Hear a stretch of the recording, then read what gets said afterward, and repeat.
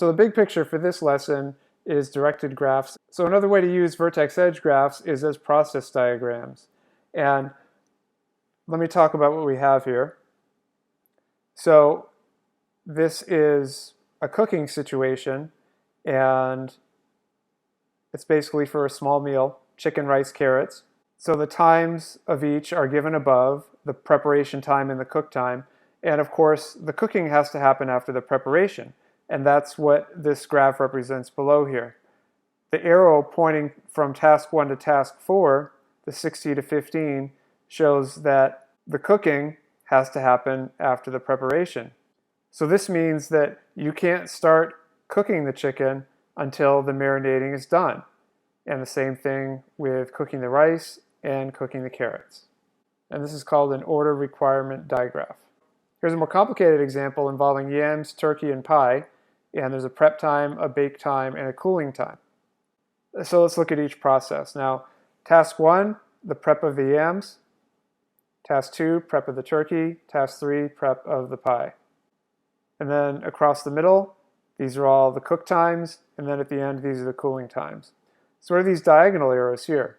Well, these are showing, since there's only one oven, that you have to wait for one thing to come out of the oven before the next thing goes in. So in this case, the pie was put in first, mostly because it has a longer cooling time, and then the turkey, and then the yams. So then the question is, well, how long should all this take? Well, what you can do is you can look for the critical path. The critical path is the longest path through the order requirement digraph. And that is right here, 30 to 55, then up to the 200, then to the 25, then to the 5.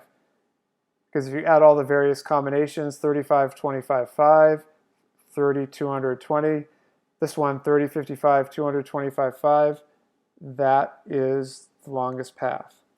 Okay, so the critical path is right there, and so that means that the time it would take would be no shorter than 30 plus 55 plus 200 plus 25 plus 5.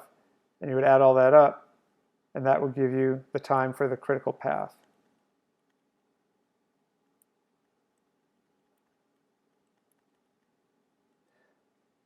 But the critical path is defined as task 3, task 6, task 5, task 4, and then task 7.